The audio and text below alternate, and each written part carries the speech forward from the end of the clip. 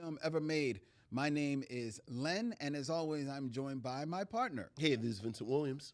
Tonight, we are closing out the month of August with a banger, a Yes, sir. certified classic, Mm-hmm.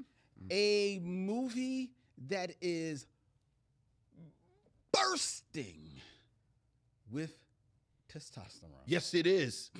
Yes, it is. It is Denzel Washington and Gene Hackman in director Tony Scott's Crimson Tide. Roll, Tide, roll.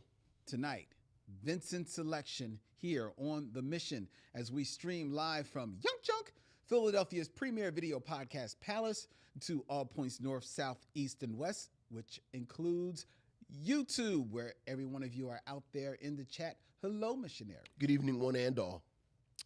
Vincent, how are you doing today? I am doing well these sort of waning days of summer. Yeah. I just yesterday, Mm-hmm. I went to the movies. Did you now? I did. And I saw what has become pretty much the movie that everyone is talking about for the last part of August, Okay. Weapons. Oh, how'd that go? What'd you think? Let me tell you, Vincent. Okay. Weapons. Now, I'm going to get up the information on Weapons for those who may not be familiar with this film, which came out just this past couple of weeks ago, when all but one child from the same classroom mysteriously vanished on the same night at exactly the same time.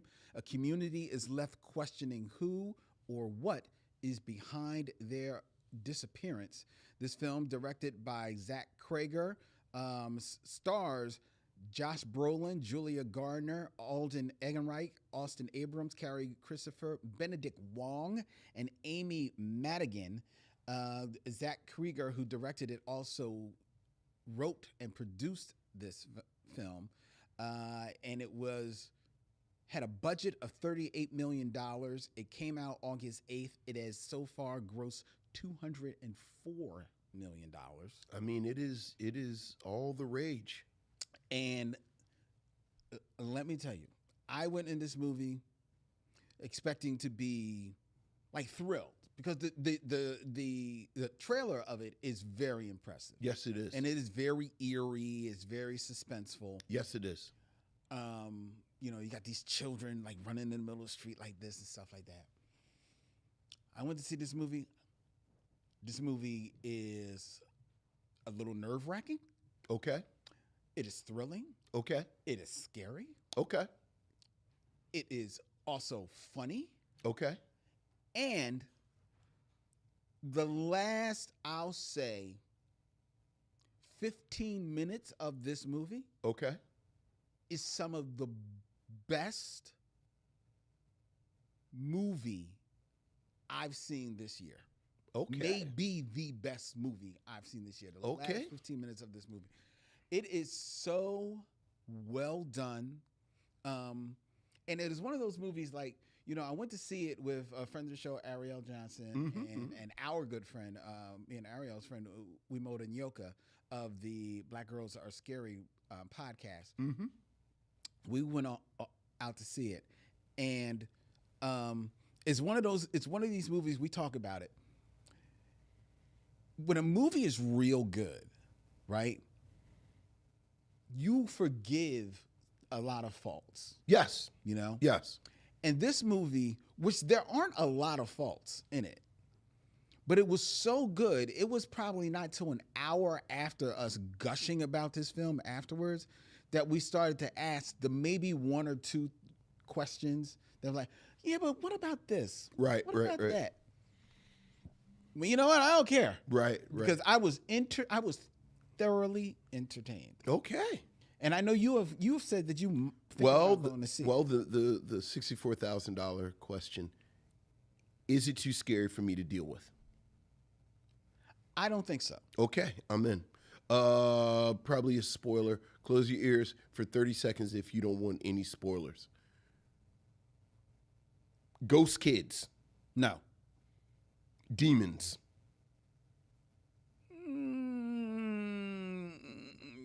Kind of, sort of. Kind of, sort of enough wiggle room I can deal with it? Yes. Okay. All right. Open your ears back up. Yes. All right. Excellent. There you go. Unsolicited review. That's how you know it's honest. Amen. There you go. All right. All right. So hopefully you can check that out. All right. I think you will. I think you will enjoy it. I've not heard one bad review of this film. And you know this is a film, I don't know if this is apocryphal or if this is actually documented. You know the word is Jordan Peele fired his entire team for not getting the rights to it. Oh, really? Like apparently there you know, people have been talking about this film for you know, at least 2 years. Mm-hmm. Yeah, I know. And the word was there was a bidding war over it. And the word was what Jordan Peele is that Monkey Paw? Yes. Monkey Paw lost. There's something happened that Monkey Paw didn't get it. And what I always heard is that Jordan Peele fired everybody. It was so good, and he was so upset that they didn't get it that people lost their jobs. Something tells me that didn't happen. Okay. I don't see him going out like that. All right. I don't want to think that he's. If only we had a divide. Yes. I mean, hell, we're here now. Well, now you got to look it up because we can't leave that out there. Jordan. Because I don't see Jordan Peele being that like Weapons. Obsessed or I don't even know what the word would be. Much of an asshole, honestly, to do that. I mean, because that type of stuff happens all the time. Jordan Peele's Monkey Paw Productions was involved in a bidding war for weapons, but was ultimately outbid. Okay. According to Deadline. The report also suggests that Peele's desire to produce a film led to him parting ways with his managers at Artists First. So parting ways, I guess, could mean a couple of things. Okay, but that's different. Okay, because the way you made it sound like he like fired people, and I'm thinking he fired people at Monkey Paw. No. His But managers. that's his managers. His managers. Okay. Okay. All right. And that's different. Right. So maybe they still got a job at Yeah, they got Artists First. They got a job at Artists First. They got a job. They lost a client. Yeah. That was probably a bad lunch when they had to tell their bosses that our client, Jordan Peele, is no longer our client. Yeah. That was probably a real tough lunch. I believe so. So maybe Jordan Peele didn't fire him, but... No, Jordan Peele fired him. Yeah. He fired his management. Well, it sounds like he said, it's not you, it's me. No. It sounds like he said it's you. It's you. Bye-bye. Bye-bye. And then they had to go tell their bosses that, who all in here is representing Jordan Peele? And then like their boss put their hand up and they said, boss, hey, put your hand down. Why y'all taking Jordan Peele's picture off the wall? You see what happened was... When was the last time you actually watched Get Out? I mean, just how good was it really?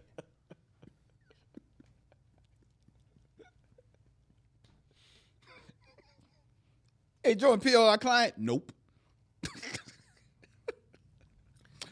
So, anyway, go see Weapons. Go see Weapons. All right. And with that, let's get the show on the road. Let's hear from you, listeners. That means your emails, or as we like to call them, missives from the missionaries. What else is going on, Len? We have emails, Vincent. Ooh, missives from the missionaries. Ooh. Ooh. Ooh, missives from the missionaries.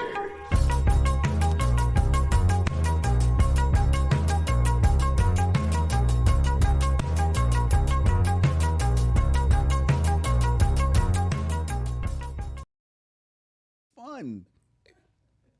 You're on.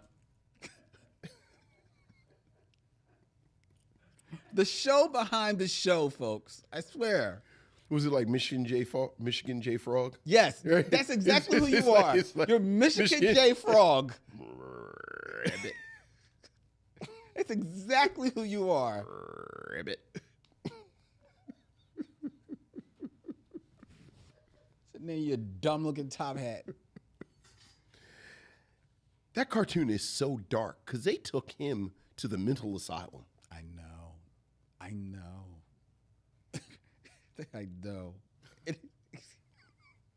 And it's a shame because it's not his fault.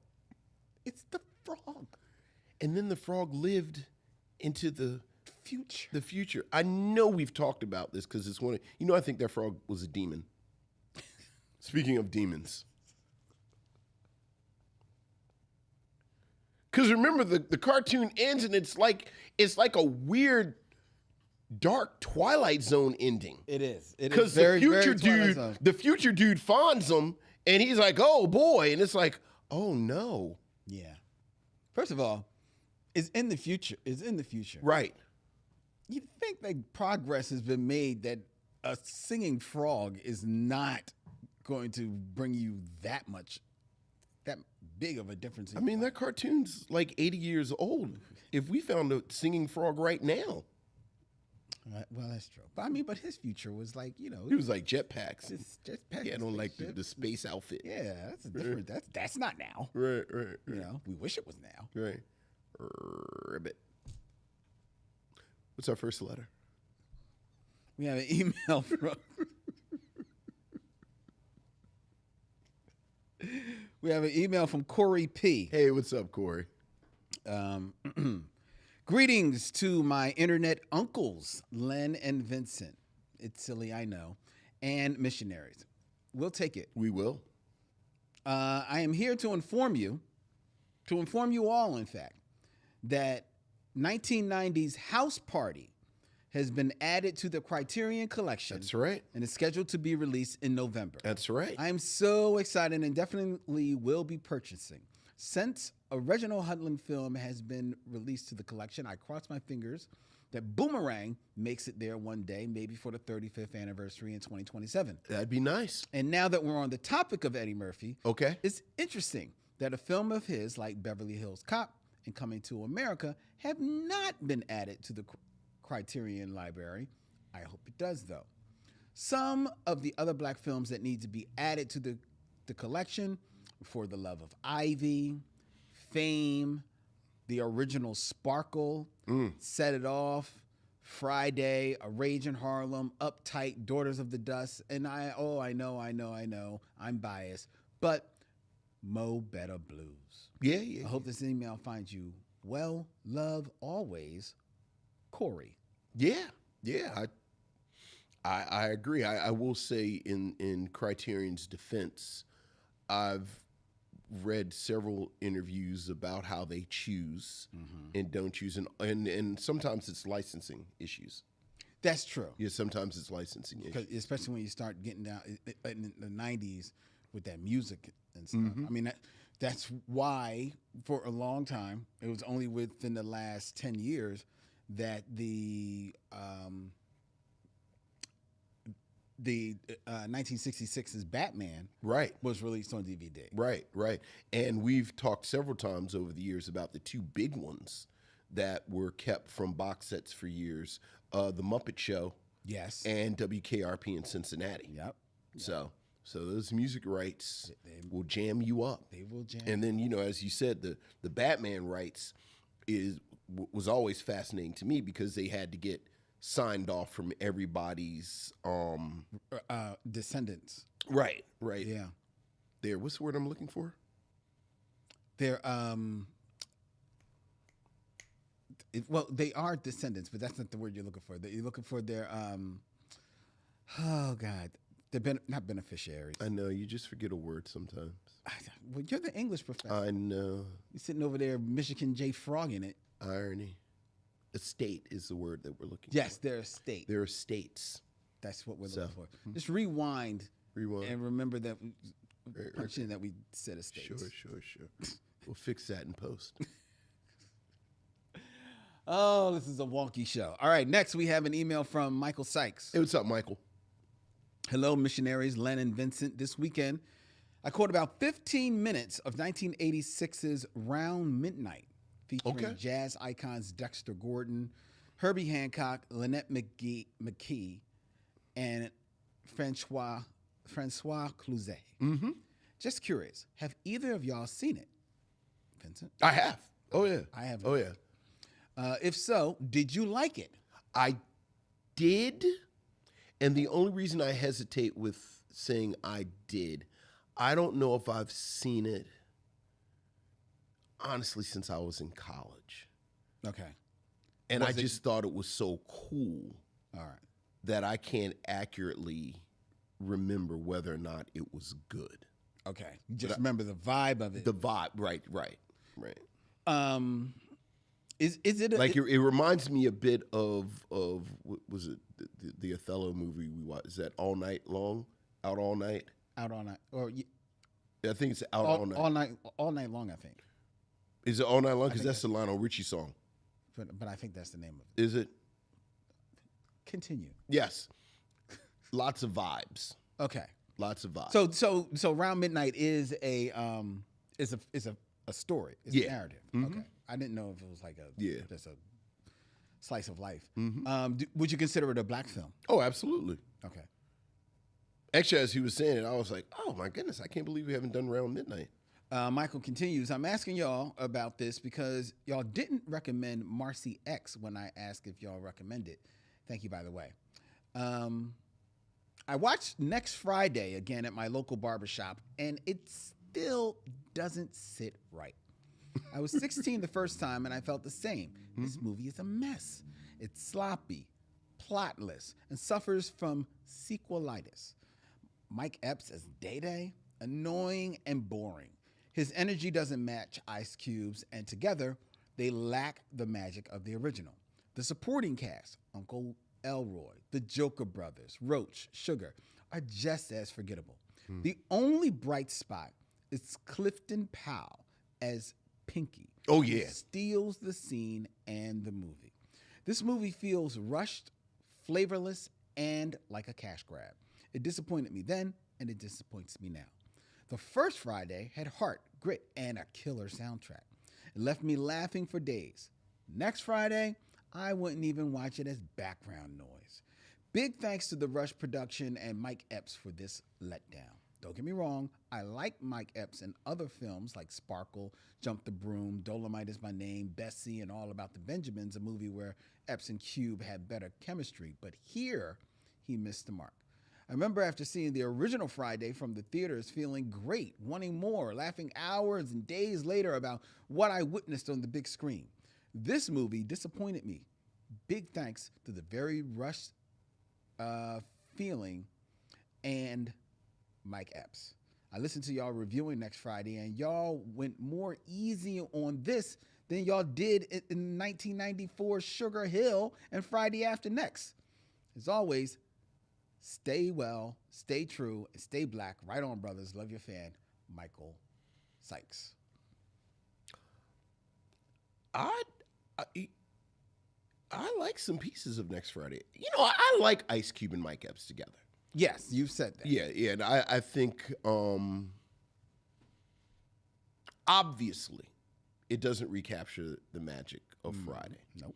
And I agree with a lot of what Mike just said, Michael said, that it is a mess. And we talked about that, like the moving it from South Central out to the suburbs and everything. But, you know, I don't know if I was harder on Sugar Hill than that. I don't think maybe you were. Yeah. I don't think you were. Yeah. No. Like, I like Sugar Hill better more than I like Next Friday. I forgot the other movie you named. Oh, Friday After Next. Friday After Next is. Yeah. Yeah. And I certainly don't remember liking Friday After Next. No. Better than. No, I don't think either of us. Yeah, it's Friday very much Next. diminishing returns. But you like Next Friday more than I did. Yes. But neither of us like Friday After Next. And consistent throughout. Mm-hmm. I like Ice Cube and Mike Epps together. Which is fair. Yeah. I'm not a big fan of them together. Wasn't a big fan. I agree with everything that he says about Next Friday. I don't remember whether or not I was hard on it as Sugar Hill. I honestly don't remember. I didn't like either of them, so I would not be inclined to watch either of them again. Mm-hmm. Equally so. If I had to have one of them on in the background, it would be Next Friday before Sugar Hill. But that's primarily because Sugar Hill has scenes that I just feel are reprehensible and don't have no reason being on the screen. But other than that, I could care less about either of them. But thank you for the email, Michael. Mm-hmm. And we have one last email from Michael Lockett. Hey, what's up, Michael? Greetings, my brothers and fellow missionaries. I hope the dog days are not dogging any of you and everyone has their heads on a swivel. Yeah, oh yeah. Last week's movie, Sugar Hill, really brought me back. Like Len, I had only seen this one other time. It kind of gets lost in the sauce of many other films in the genre. Also, like Len, I found this movie to be all over the map. There was no real character arc nor a strong plot through line. Any film that you can subtract multiple characters from that are supposed to be important and the story actually gets better has problems. Yeah. I want to like it, but damn, all of them, even Wesley and Abe, make it virtually impossible. The Wayback Machine dropped me with you as you critique one of my top 20 favorite horror films, Night of the Living Dead. Oh my goodness. This is a cult and general classic for all reasons you two stated. All the tropes we know about zombies really get their foothold in this film. I believe you two split on whether this is a black film. I come down on the side that it is. As soon as Dwayne Jones is replaced by a white guy, about half of the existential tension over leadership, power dynamics, and how people are othered disappears. George Romero may have picked the best man for the job, knowing in the back of his head that if you drop race on top of any fraught situation, it becomes instantly more intriguing to everyone. Tangentially, Day of the Dead is better, but Romero probably doesn't have the funds or cachet to make this without Night of the Living Dead. Of course. It's very similar to A New Hope, paving the way for Empire Strikes Back. Finally, some relatives of mine went to Mount Rushmore, which makes me throw up a little bit in my mouth. Okay. Okay. That said, it did make me think about who would be on the Mount Rushmore of black actors, both male and female, 1980 to the present, for you too. No matter what clarifiers I use to weed people out, my list ends up constantly with male, Denzel Washington, Don Cheadle, Samuel Jackson, Michael B. Jordan. Female, Angela Bassett, Viola Davis, Regina King, Keke Palmer. All the best, Michael Lockett. Well, first of all, Michael, thank you for your email. Thank you, Michael. I appreciate you. Second of all, I would, if I was to come up with a Mount Rushmore of black actors from the 80s to the present, I wouldn't split them. I would make the hard choice of making it male and female up there. Oh. I think that's only rightfully so. I think Denzel Washington is unquestionably, up there. Yeah. I think that Angela Bassett, I honestly think is unquestionably up there as well. Yeah. Like Mount Rushmore, we're talking 4 slots. Yes. Oh, right. So those 2 are gone immediately. Right. So you've got those two. You've got those 2 right off the bat. Yeah. And then you're kind of like arguing over the rest of them. Honestly, to me, and I like Samuel Jackson, I like Michael B. Jordan, I like Don Cheadle. Mm-hmm. You maybe make a case for Samuel L. Jackson, but honestly, I could take Regina King, Viola Davis, and then I'll put in here who he doesn't have, Alfre Woodard. Oh, yeah. And I might be done, and choose between the 3 of them and call it a day. Look. I think the 2 we agree on. I think 3 we agree on Viola Davis. I think as much as we love Alfre Woodard, I don't think Alfre Woodard's filmography justifies her being on That's there. fair. That's what I was thinking. Like you got to, and if we're doing actual filmographies, and now you start talking about, well, are we talking about quality? Are we talking about lead roles? Are we talking about, these different things?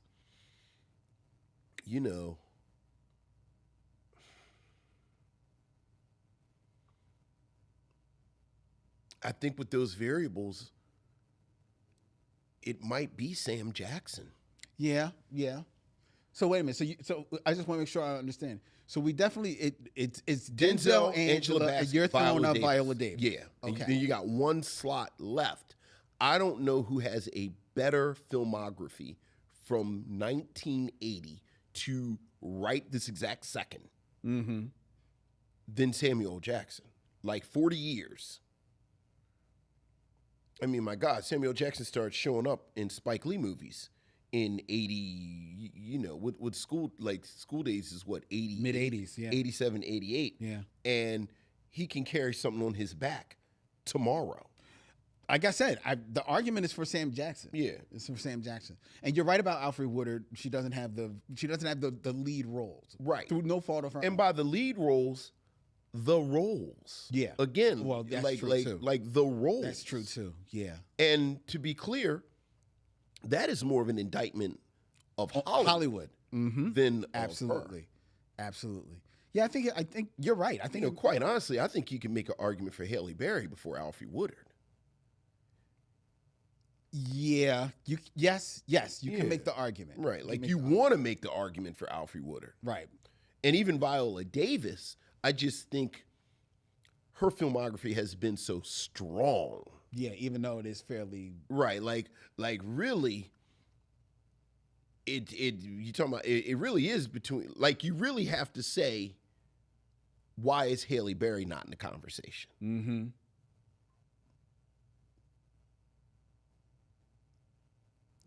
You know,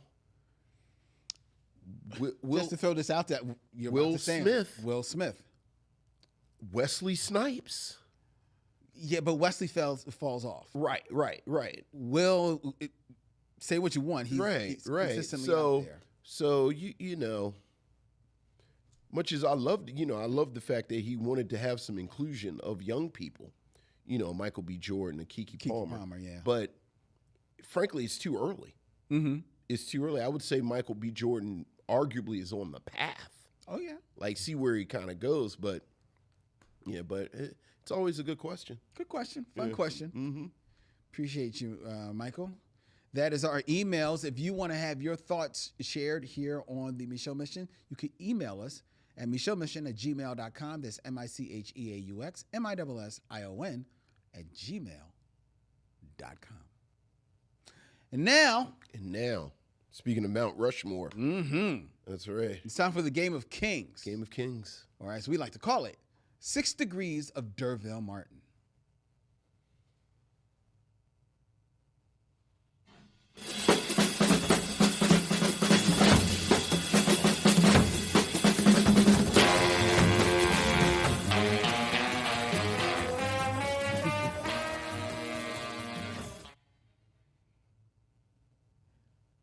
Six Degrees of D'Urville Martin, where I give Vincent 2 actors and he has 6 films or less to connect them to D'Urville Martin, a man who fills his own Mount Rushmore. That's right. Because the D'Urville. I was about to say, D'Urville. First one was D'Urville, second was D'Urville, third one is D'Urville, and then the final one, a dark horse, D'Urville. All right, Vincent, keeping it in theme. Okay. We are reviewing Crimson Tide. Yes, we are. All right. So I have 2 actors from Crimson Tide. Okay. You cannot use Crimson Tide. Cannot use Crimson Tide to link to these actors. Right. Right. Okay. Starting with number 1, in 6 films or less, connect D'Urville Martin to James Gandolfini. James Gandolfini, you know, it's funny. In full disclosure, I remember him in a couple of movies, but then I was looking at his IMDb, and he is the quintessential. Oh yeah, he wasn't that guy. Because obviously he was. We all know him from The Sopranos. But James Gandolfini. I'll keep it in theme. I'll keep it in theme because he is part of Tony Scott's. Like, Tony Scott doesn't necessarily have a group of actors that he works with all the time, but they do, people kind of pop up. He has his favorites. Yeah. So you know, D'Urville Martin is, of course, in Five on the Black Hand Side with Dick Anthony Williams, who's in Mo Better Blues with Denzel Washington.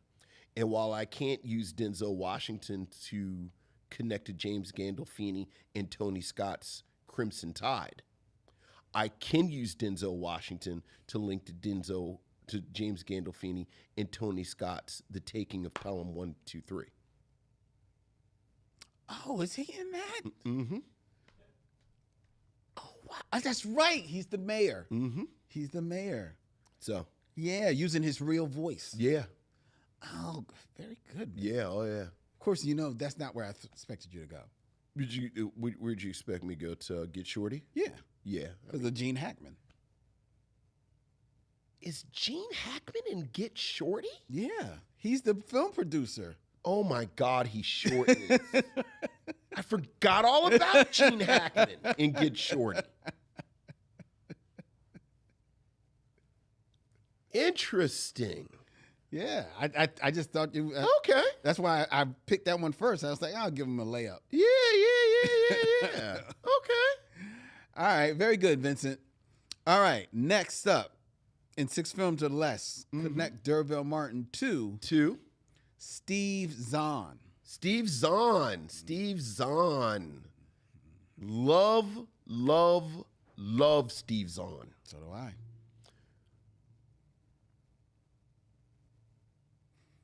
And the reason I love him, when's the first time you noticed him? I know exactly where I'm going. What's the first movie you noticed him in? I'll have to look at his filmography to see what it's like. Okay. I remember exactly where I saw him the first time. I know. Same path. D'Urville Martin, Dick Anthony Williams, Denzel Washington. But from Denzel Washington, I'll go to Denzel Washington's in Philadelphia with Tom Hanks. Mm-hmm. And Tom Hanks plays the manager of the Not Beatles. Not Beatles. The Wonders. The one-hit wonders, the Wonders. Yes. In That Thing You Do. Yes. With Steve Zahn, which is the first place I noticed him. And I said, I love that guy. I was going to say that was the movie. That was the Wonders. I love that movie. A movie that I think has aged extraordinarily well. Extraordinarily well. Like, I think when it came out, many of us said, this is a Tom Hanks sort of vanity project. Yeah, because he directed it. Well, he directed it, and then remember the drummer looks like young Tom Hanks, and of course, he gets the girl, and he's the hero. And, you know, Tom Hanks, like, I'm forgetting everybody's name. The director was on Happy Days. Ron Howard. You know, they have that weird white boy hard-on for the 60s. Oh, weren't things so better? Oh, things were so simpler. Oh, the colors were brighter. The candy bars were sweeter. Oh, things were so much better in the 60s. Nothing to see over there. Don't put the camera over there. Keep it right here in white suburbia. Stop moving the camera over to the side. There's nothing to see over there. Keep it right here. Oh, the 60s were so wonderful. Why does that camera keep drifting? Keep it right here.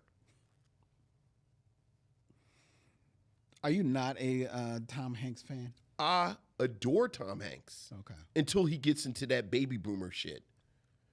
Oh, the greatest generation. Oh, the 60s. Oh, things were so wonderful. The suits. I don't think. And the cars. And no. Keep the camera right here. Don't move the camera. Yeah. Mr. Hanks, there seems to be some type of brouhaha in Birmingham at the time. No. Keep it right here. Want the camera right here in Milwaukee. Okay. All right. No. Not downtown Milwaukee, the suburbs. You've made your point. But I love that thing you do. I love that thing. I love that watch thing. it every time it comes on. But boy, it is gleaming white. Except for the old whizzing black jazz player.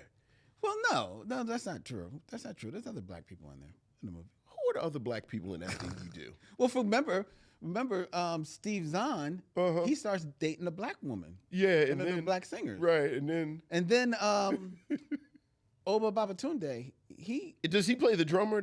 He plays the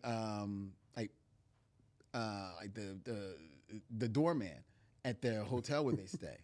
You're not really selling it. You're not really. But he does become. He's sort of an advisor. Does he advise him? He does. He does. He advises the Tom Hanks character. No. Keep the camera right here. Don't move the camera. Stop moving the camera.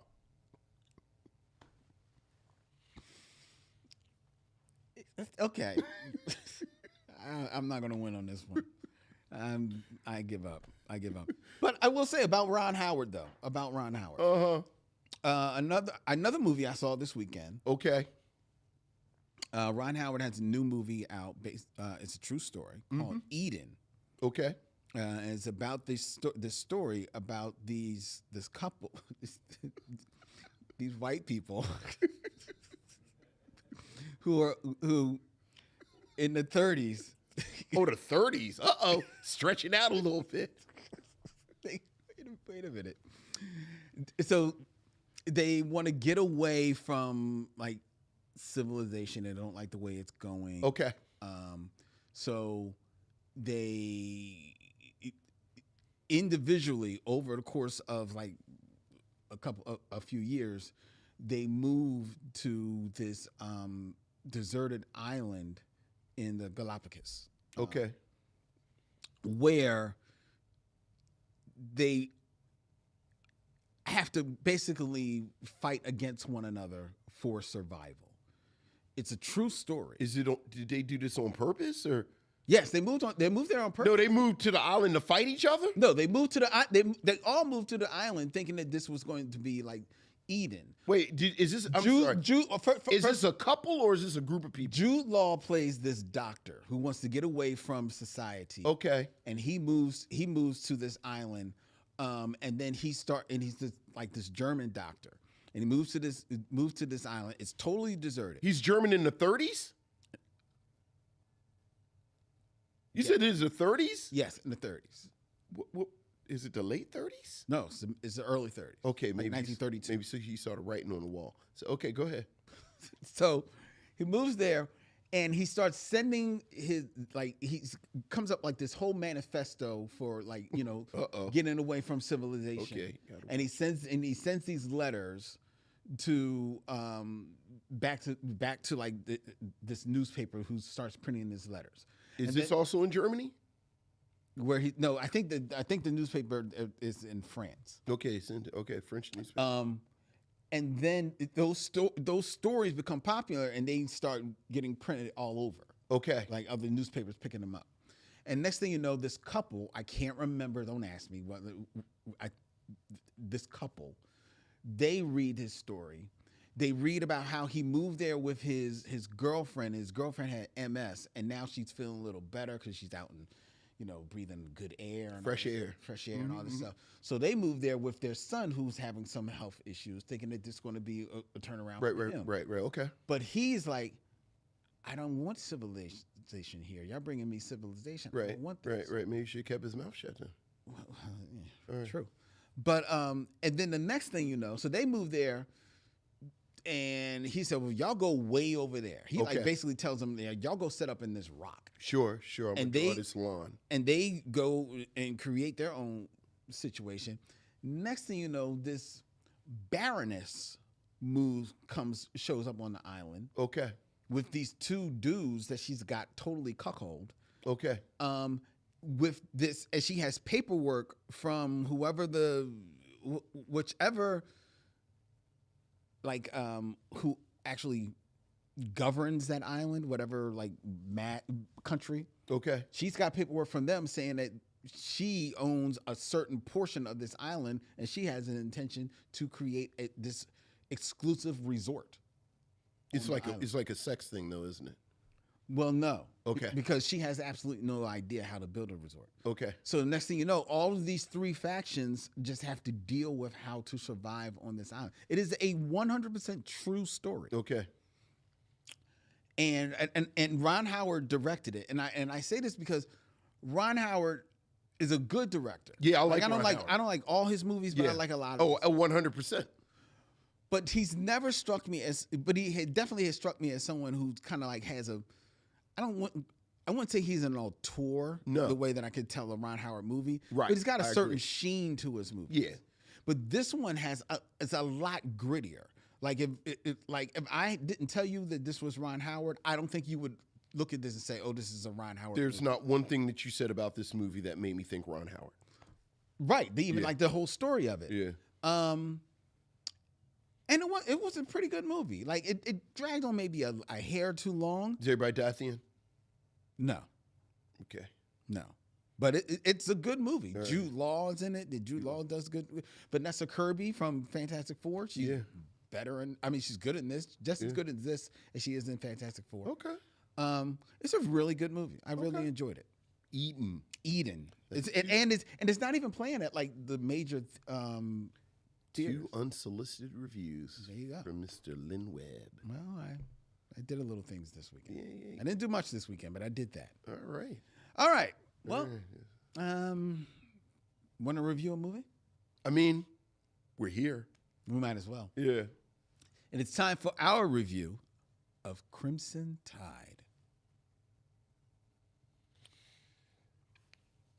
Crimson Tide, a 1995 American submarine action thriller, directed by Tony Scott, produced by Don Simpson and Jerry Bruckheimer. It takes place during a period of political turmoil in Russia in which ultra-nationalists threaten to launch nuclear missiles at the United States and Japan. The film focuses on a clash of wills between the seasoned commanding officer of a U.S. nuclear missile submarine, that's Gene Hackman, and his new executive officer, or XO, played by Denzel Washington, arising from conflicting interpretations of an order to launch their missiles. This film also features George Zunda, Viggo Mortensen, James Gandolfini, Matt Craven, Rocky Carroll, Steve Zahn, Rick Schroeder, Vanessa Bell Calloway, as well as showing up at the end of the film, Jason Robards. In Vincent's selection for this stop on the Micheaux mission, Vincent, what say you of Crimson Tide? Look. This is cinema. Like this is actually an example of the type of film that makes you love going to the movies. I think it is robust. I think Tony Scott is amazingly confident in his filmmaking. Everything about this film is firing on all of its cylinders. Hans Zimmer's score, which won an Academy Award, it signals you almost immediately that this is epic filmmaking. The Submarine movie is a very old, very well-regarded subgenre of movie. You know, as you said, it takes place on this nuclear submarine. There has been some type of international situation that has unfolded, and this nuclear submarine has to go handle it. I have to say, in linking disparate movies together, it quite honestly made me think of Set It Off. Where, if you remember what we said about Set It Off, is that when Set It Off comes on, a whole bunch of stuff happens, but you can tell that they just want this stuff to happen to get these players in the room together. Yeah. I actually chuckled at the info dump that happens over the credits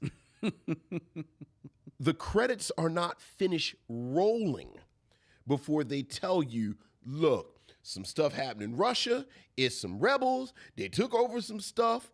Things are in turmoil. We got to get the sub out there to deal with it.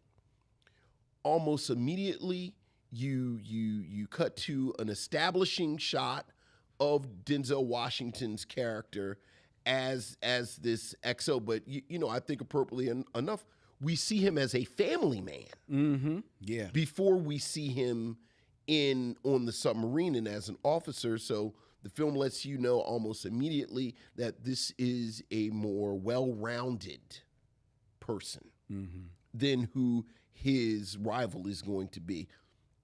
But even that, they get him and Gene Hackman on the screen together damn near immediately.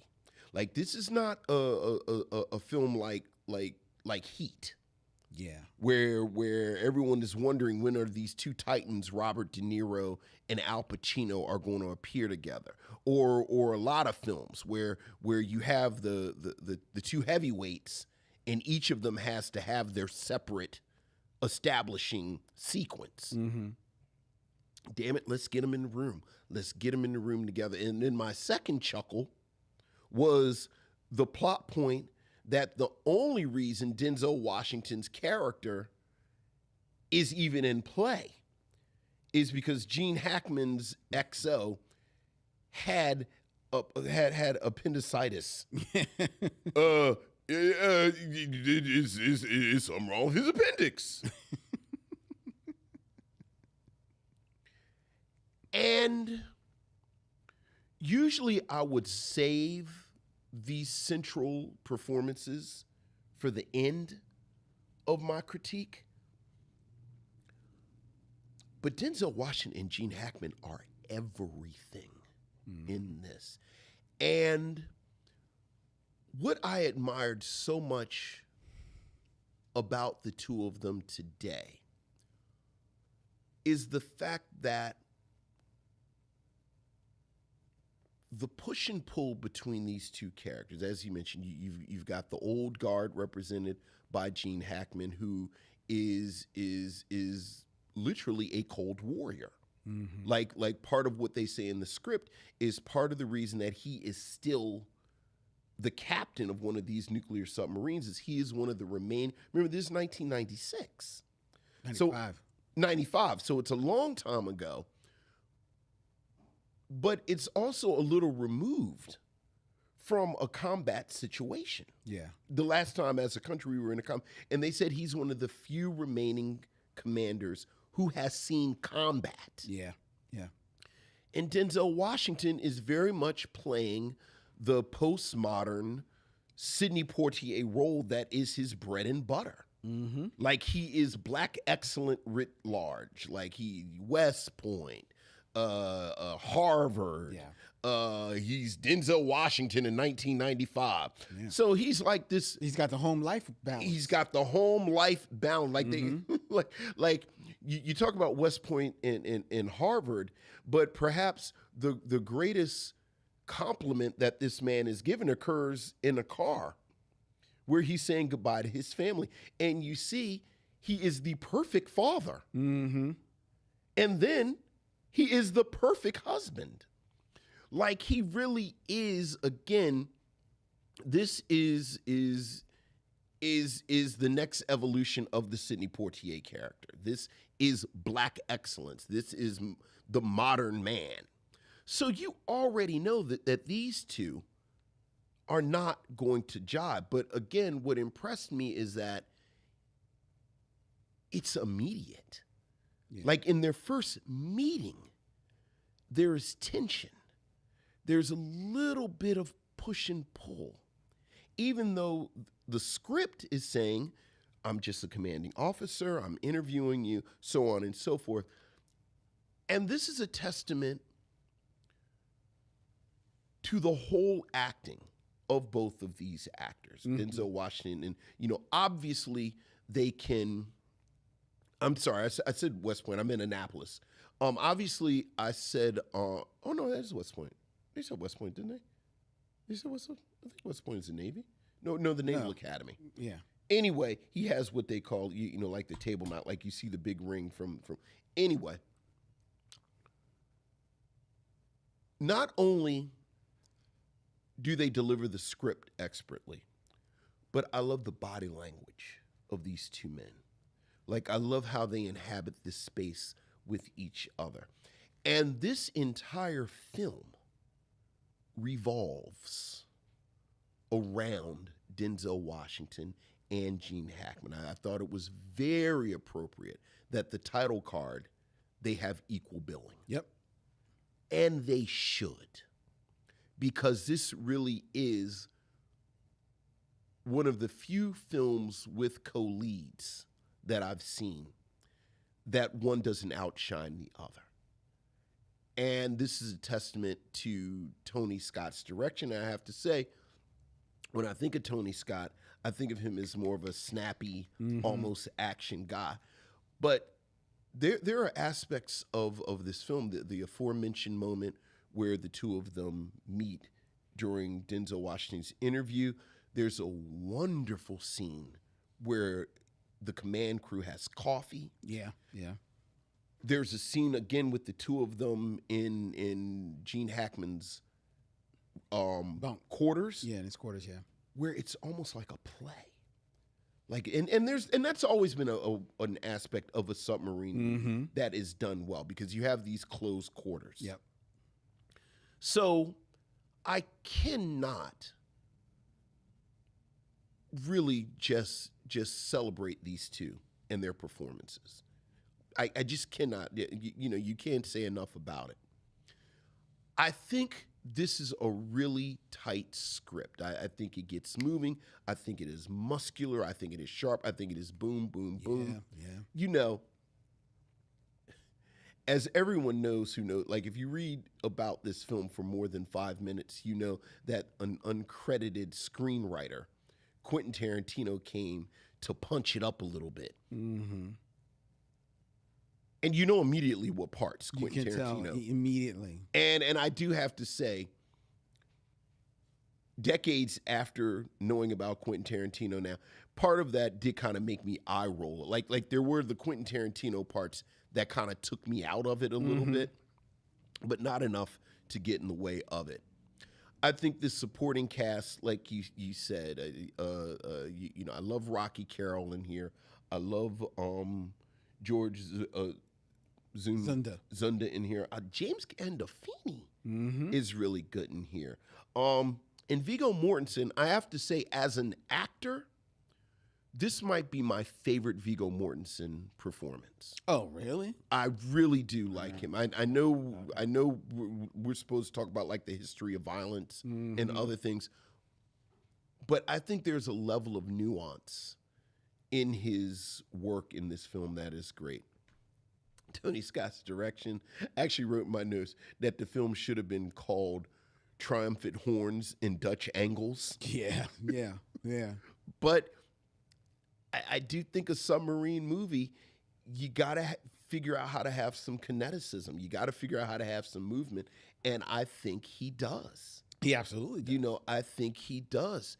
And I think the pacing, the editing, the blocking of shots, like everything about this film, again, just works really, really well.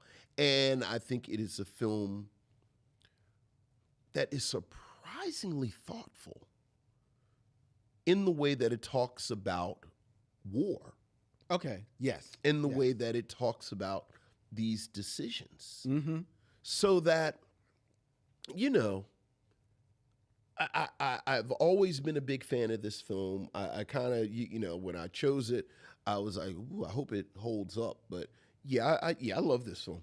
It's the commentary that you said that it makes on war, I think is interesting because the big bad of this film are the Russians, right? But you never see them. Right. You never see them on screen. But I think that you still feel their presence, especially, and this is a note to Hans Zimmer, in that there are, little bits of like Russian like sounding melodies in the score, you know, which so you're always reminded about who you're going up against or who the big bad is, or supposed to be in this film, because ultimately this is a movie about these opposing wills of these two men, you know, Gene Hackman and Denzel Washington. And as I'm watching this film, and it gets name checked in the movie, and it gets name checked anytime people start talking about submarine movies, I'm thinking about this great movie, which I just happened to rewatch probably 2 weeks ago. Run Silent, Run Deep. 50s film, pretty much submarine film, action film. Pretty much, it's not the same story, but it's similar story. Yeah. Old captain in that film, played by Clark Gable, nearing still the man, but nearing the end of his career, nearing the end of his life. Well, he can play an old captain. Yeah. His young XO, played by a young Burt Lancaster in that film. Two men who have decidedly different acting styles, come from different sides of that acting coin, but filling up that screen and going mano a mano. And Burt Lancaster is on his way to becoming the Burt Lancaster that it was Hollywood's biggest star. Yeah. Right? That's the same place Denzel Washington is in 1995. Absolutely. He's done Malcolm X. So he's proven that he is the man. Right. And can carry a big film. But he's still kind of making his way. And because Malcolm X is also a Spike Lee film, it's a black film. And there's that. It's like, all right, yeah, but can you Hollywood is like, yeah, but can you carry our films? Right. You know? I agree. So while him and Gene Hackman are co-leads in this, Gene Hackman, as big of a star as he was always kind of like that big star character actor. Right. Never like the super leading man. And even in this film, Gene Hackman is already 65 years old. Oh, yeah. So Denzel is definitely still kind of like 1A in this film. But the hedge your bets is having Gene Hackman. Right. But Denzel will tell you, and he says it in all his interviews, like, yo, I wanted to go up against Gene Hackman. I knew that this was going to be, I was going to have to bring it. He was going to bring it out of me, and it was everything that he wanted. So laying the film on those shoulders is smart for Tony Scott, knowing that this story that really asks some hard questions, like you said, about, the nature of war, the reasoning for war, and especially what does war look like when it's not just shooting guns. It's just, if I shoot this missile, it's a wrap. Right. It's over. It's game over. It's not the war is done. It's like we are done. So that carries with it a whole other different weight. And this movie tries to ask those questions. But it recognizes what the mission is. It is the thrill. It is suspense. And in doing so, there's not a lot of action in this movie. No. But it is still rightfully billed as an action film. Yeah. Because it is tense. You are, and because of the Dutch angles that he is throwing in there, because of the liberal use of this set, that it at times you feel the confines of a submarine. At times it feels maybe a little expanded, so we can really play out the drama. But you still, either way, you feel the tension, the claustrophobia is there. And I think having these amazing actors around him, like Viggo Mortensen, James Gandolfini, who, when you really look back on his filmography, is never not good. No. In even the smallest role. Yeah, oh yeah. He's never not good. George Zunda, At that point, probably more famously known for the couple of seasons of Law and Order, but always just a happy person to see up there on the screen. I actually took note.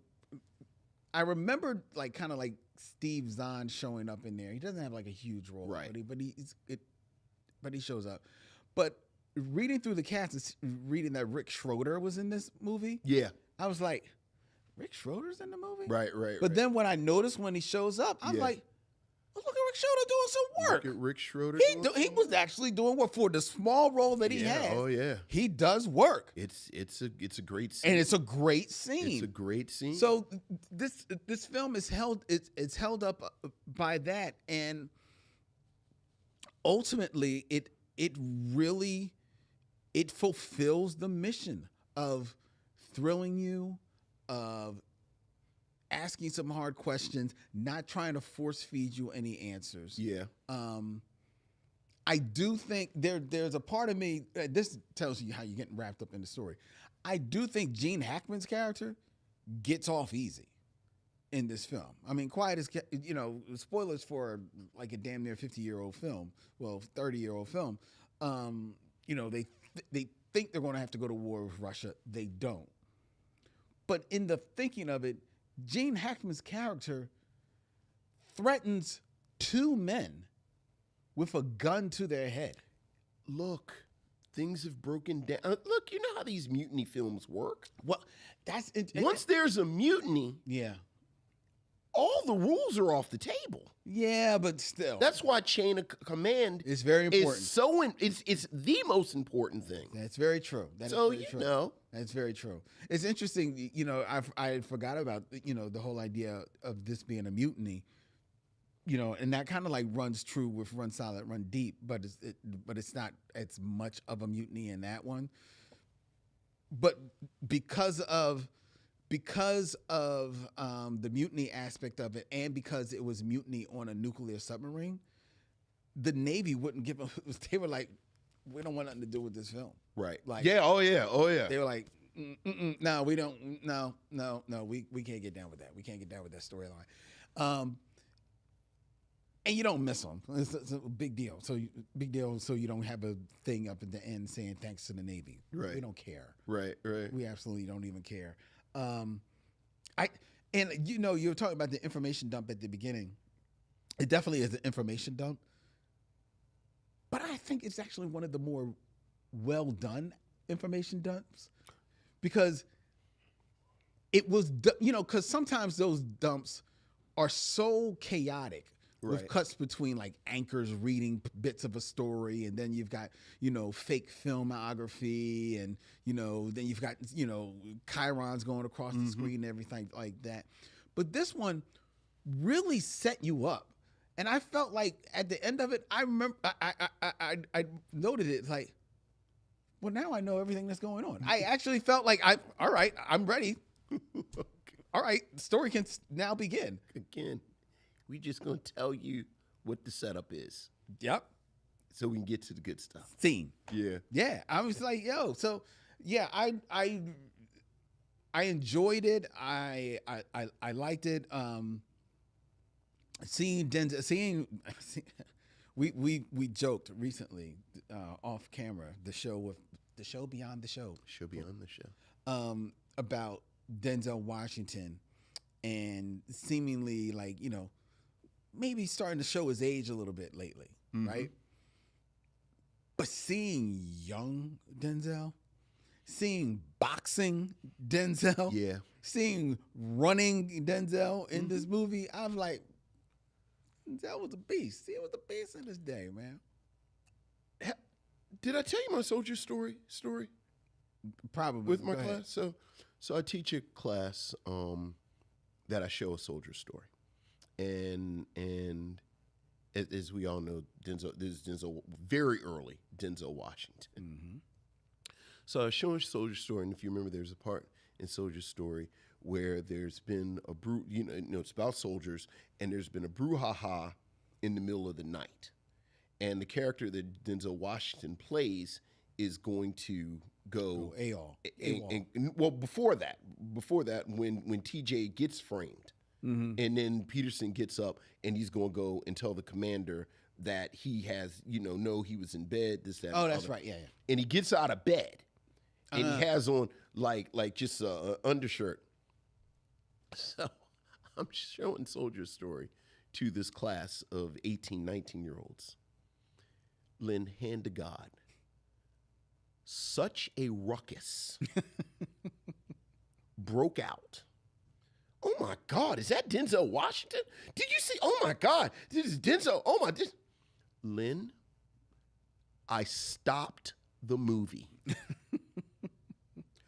I turned the lights on. I said, yes, that is Denzel Washington. That is what Denzel Washington looked like in the 80s. Your mother and your grandmothers are not crazy people. I know y'all only know him from The Equalizer. This is what Denzel Washington used to look like. Can y'all go ahead, get it out? Y'all get it out. Oh, Denzel. Yeah, All right, yeah, everybody finish? I'm going to turn the lights out, turn the movie back on now, okay? Yeah, look. Yeah. Denzel, dog, he's a movie star. Like, we don't make movie stars anymore. We don't. So, yeah, I'm sorry, but go ahead. No, I was there. I was pretty much at the end of my soliloquy. To your point, though, like you said, obviously Run Silent, Run Deep in this sort of generational baton passing. What it made me think about, frankly, was Guess Who's Coming to Dinner. Okay.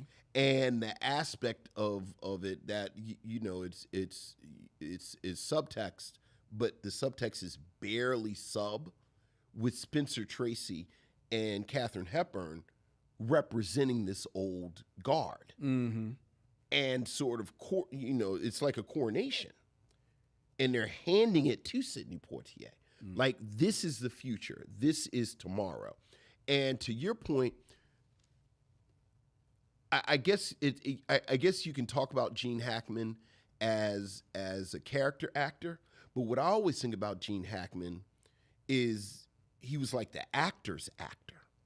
True. Like between kind of the 1-2 punch of the French Connection and The Conversation, and then just various other Gene Hackman was always like, again, like the actor that other actors look to. Yeah, yeah. And for Gene Hackman to put on, really a clinic, like this is like we're saying he's the older actor, but this, speaking of another Gene Hackman movie, this is not Marlon Brando in Superman. Like, this isn't an old dude that they just brought in. Like, this is an old lion. Like, he's still a lion. And as you, like, they really do go head to head. And as you said, obviously Denzel Washington had been making movies for a period at this point. But I feel like this is the moment where a lot of us said, oh, he can actually act. Like, this is an actor, because he's gone head to head with the actor's actor. And again, I think the relationship between these two actors in here, like there's a level of respect, but there's also a level of generosity, and then there's a level of, but you're gonna have to keep up with me. And he rises to the task, and it's it's absolutely fantastic. Yeah. Now, we should probably talk about Quentin Tarantino in his contributions to this script. We should. How'd you do? Well, Quentin Tarantino. So if you don't know, his contributions uncredited to the script are primarily a lot of the pop cultural references, the references to Star Trek, the references to the Silver Surfer, which we gotta talk about that. Go ahead.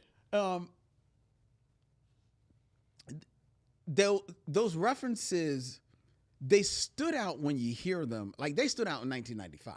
Yes, to me. Yeah, they did. They feel like they come out of nowhere. and they You forgot the executive officers in this whole bit where they're talking about submarine movies to each other. see. Yeah, that part with James Gandolfini and Viggo Mortensen. I guess that part, that part, and I know Tarantino is responsible for that. That part, for whatever reason, didn't bother me, Okay. and I think it's because it's name checking another submarine movie. Okay. Movies sometimes do that. So you get at a pass. So these officers on like These submarine officers, on the USS Alabama, like this ain't some podunk boat. right?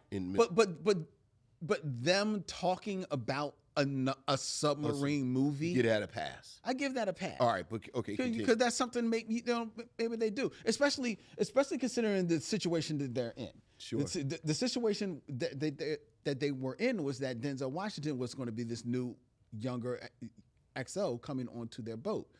It's similar to the storyline in Run Silent, Run Deep. Okay. So I could see, because we come into that conversation in the middle of the conversation. Okay. So I could see them kind of like, and it is right after that whole thing introduction comes down. Okay. So it makes sense kind of story-wise, and quiet as kept, I think James Gandolfini sells it Okay. in that. Okay. Sells it.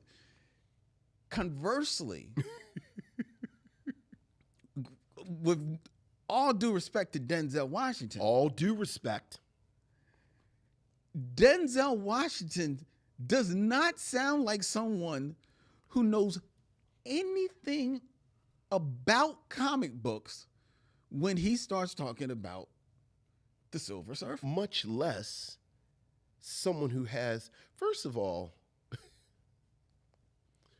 there's an argument that breaks out about a character called the Silver Surfer, in which artist. So Jack Kirby created the Silver Surfer, Yes. and whether Jack Kirby, but then there's a French artist named Mobius who used Silver Surfer as a Christ metaphor. Yes. And it's almost like an Italian Renaissance type rendering of Silver Surfer.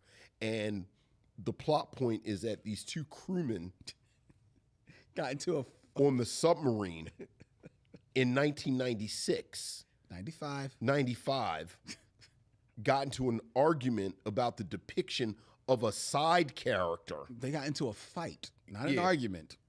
And the artist who rendered him in the 60s, as opposed to the artist that rendered. So Mobius Silver Surfer is what, late 70s? No, it's actually like 80s. 80s? Or in the 80s. And then they get into a fist fight. And then this shining exemplar of black perfection, who his entire life has been crafted around being this exemplar, Denzel Washington also has an opinion on the Silver Surfer. Yeah.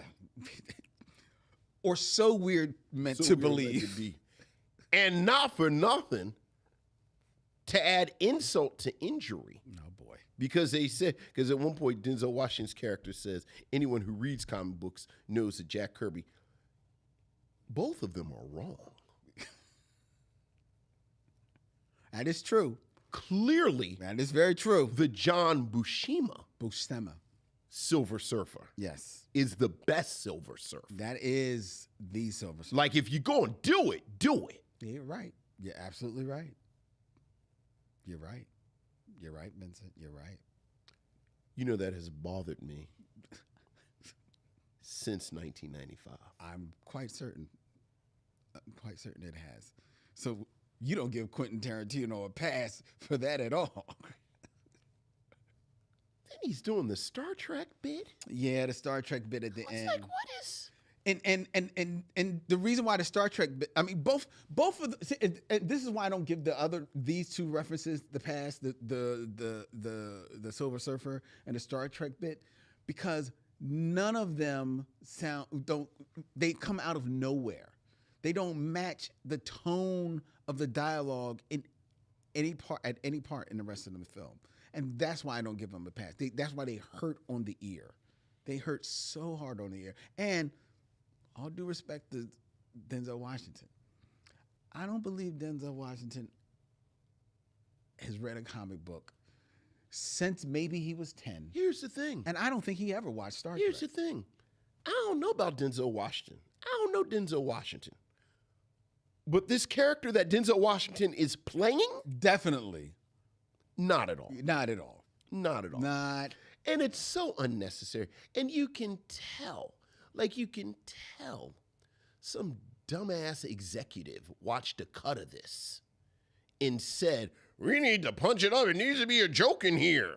Yeah, yeah. We got a focus group that says they like jokes. And let Quentin do it. He's the hot guy. Right, he's the hot guy. Yeah. Because, boy, this is a quite manly movie. Oh. This is a manly, serious movie. Indeed. Yes. It's cigars and men in each other's faces, and it's very triumphant. It is. It is. It's very triumphant. It's a lot of propaganda.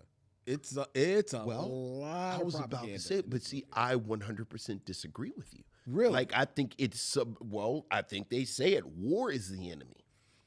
Yeah. Like, this isn't Top Gun. Yeah, see, but you're saying that war, it says war is the enemy. But this is where my problem is with Gene Hackman's character getting off a little easy. I hear you once the mutiny starts, all bets are off. But quiet is kept, just like they said, the mutiny was not so much a mutiny, it was him doing everything by the books. Mm-hmm.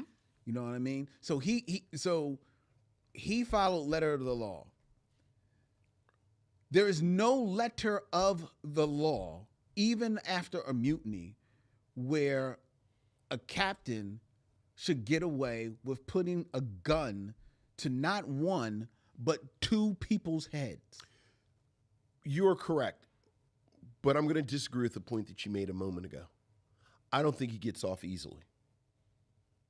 Because he got the mandatory retirement? Because he had to retire. He had to retire. And the film makes clear from the very beginning, this is all he has. Yeah, but he retired with his pension. And that dumb dog. He's going to be on some board somewhere. He's going to be good. I don't think so. I think this dude is dead within 3 years. He's got nothing. No, he's got his dog. He's got his dog. I don't even think this is anecdote and apocrypha at this point. I think all the players agree. I think the other thing Quentin Tarantino added was the sort of overtly racial overtones, like that whole bit with the horses. Like everything that I've read says that that's also part of what Quentin Tarantino added, which infamously led to conflict between Quentin Tarantino and Denzel Washington. Well, I thought the conflict between those two was because Denzel got in his face about how liberally he used the N-word in all his films. I've always heard that, but what I read today is that this was about the script and all this bit about the horses and white horses and black horses. Okay. Which I kind of see. I mean, first of all, in 96. 95. Why do you want to keep putting this a year later? Is Reservoir Dogs out? I believe so, yeah. So Reservoir Dogs is out. Yeah, okay. So I guess he's already making movies. Yeah, I think Reservoir Dogs and I think Pulp Fiction maybe. Yeah, okay. But I didn't like the bit with the horses. I didn't like the implication. I didn't like textual. Maybe it's some race stuff going on with Gene Hackman's character. Like this whole bit about the horses that are white are the most advanced and the most easily trained horses. And then Denzel has to say, well, they're born black. And like, I thought that flattened the characters more than it should have. Like I think obviously race is running through this thing. And again, much like Guess Who's Coming to Dinner, I do think there's a sentiment. Like whenever you have an older white guy and a younger black guy, I think that does tap into this fear that you have with some people, that the future is going to be more heterogeneous. Yeah. It's going to be, and maybe there's no place for me. Like, I think just the two of them, who they are, was enough. Okay. With all this horse business. I hear you. I hear So, you. I hear you that. That to me, that wasn't as egregious as all the Star Trek and the comic book stuff, but. No, it's no problem. Yeah. And just to close the loop on it, whatever sparked the animosity between the two of them, and from what I read, Denzel not only owns up to getting in Tarantino's face. Yeah, he apologizes. But he then later, years later, apologized for it, and actually his daughter. His daughter's in Django Unchained. Wanted to be a Django Unchained. So, so they, even though I saw another interview, Denzel was like, but he still ain't put me in one of his movies. Right. And I did that. I think it's also, it should be pointed out that you talked about how Tony Scott kind of like has his favorites. This is his first production with Denzel Washington. Right. And they would go on to do a number of films. Yes, absolutely. They would do Deja Vu. They would do Man on Fire, Unstoppable. They did The Taking of Pelham 1, 2, 3. Taking of Pelham 1, 2, 3. So they did a number of films together, and proved to be like a really good, strong team. I think they actually had one or two projects that they were even looking at returning to before Tony Scott unfortunately passed away. Yeah. You know, so good film. So where do you stand, Vincent? Would you recommend Crimson Tide? You know, I was thinking, obviously I'm recommending it. But it was what I was really thinking is oftentimes we'll say that there are some films that are mandatory viewing. And I was thinking about sort of the mandatory Denzel Washington filmography. Oh, like the Denzel, like the Mount Rushmore of Denzel Washington. Right, films? right. Not even Mount Rushmore. Like again, I like to think of it in terms of a syllabus. Like if I'm teaching Denzel Washington in movies. Okay, what films would be on there? And you know, it's like the heavy hitters, or you know, it's like Fences, Malcolm X. I mean, hell, you know, Training Day. You won an Oscar for Training Day, and I was wondering, would I put this on there? And I might, depending on how many films I can fit in. You know, this is certainly in my top 10 favorite Denzel performances. And I don't know if it's in my top 5. Like, I just don't know. Like I didn't think about it that much. Yeah. Like, quite honestly, I thought about it on the way to the studio. So I didn't look at his IMDb. But I would 100% recommend this for Denzel Washington. And frankly, I feel like this is one of the few lead roles that you get from Gene Hackman. As you mentioned, he's really a character actor. He's an actor's actor, and you know, I told you my 1-2, Gene Hack. Well, I guess 1, 2, 3. Like obviously the French Connection. I know I like The Conversation more than you do, but I like it. Yeah, and I love The Conversation, and you know. I mean, hell, I want to say Unforgiven, but he's not a lead. No. He's not the lead. No. So besides The Conversation and the French Connection, what is he really the lead in?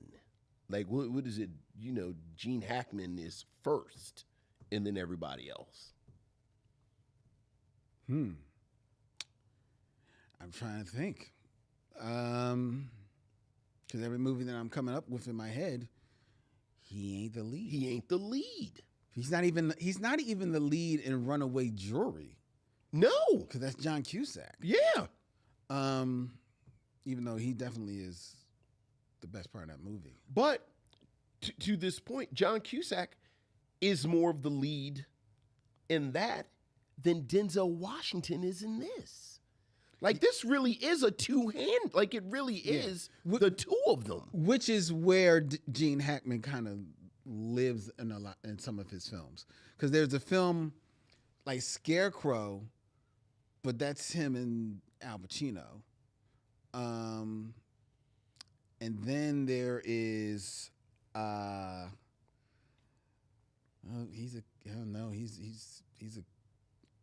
he's definitely like the fourth lead in Bonnie and Clyde. I mean, just looking at the screen, George Kimono, of course, mentioned Superman, and he gets top billing. But he gets top billing because he's working with, at that point, a group of unknowns, basically. Yeah, and I don't think he gets top billing. I thought Marlon Brando got top billing. Oh, well, right, but you know, so he gets it over Christopher Reeve, right? though. But obviously, Superman. I mean, obviously, it's right there in the title. Yeah, right. He's not really like he steals it from Christopher Reeves, right? But yeah, he's not. That's not his movie. Yeah, I can't think of not off the top of my head one where he is the lead. Like that is the Gene Hackman movie. Right. So, right. Even Enemy of the State. That's Will Smith's That's Will movie. Smith. That's Will Smith. I thought about that as too. Like I said, it's a two-hander with him. Gene Hackman. I'm looking at Scarecrow. The Poseidon Adventure is an ensemble. Yeah, I was about to say. Early in his career, his ensemble. Hoosiers. He's the lead in Hoosiers. Hoosiers. Okay. He's the lead in Hoosiers. All right. He is. That's a good one. And that might be it. Good movie, too. That might be it, man. So, you know, it's not really the Micheaux mission's mission to recommend something based on Gene Hackman. But my God, if you like movies, you got to know Gene Hackman. Yeah. Like, you got to know Gene Hackman. And he's the lead in Mississippi Burning, too, even though that's kind of a two-hander. I was about to say, is he? But he gets top billing. I think he's more of a lead in this than in Mississippi Burning. Well, I mean, Mississippi Burning is basically like it's him and Willem Dafoe. They're kind of like equal. Yeah. But he definitely gets top billing though. But that's really it. Yeah. I mean, which is, you know, not to knock the man at all. Oh. You know, his filmography is redunculous. And makes everything better. Oh. Like Gene Hackman never shows up and you're like, ooh, who's this stinking up the joint? The Birdcage is undeniably one of the funniest movies. Yes. In the last like 50 years. But as funny as it is, it gets kicked up a notch when he shows up. Yeah. In that film. Oh my God. So yeah, I would 100% recommend Crimson Tide.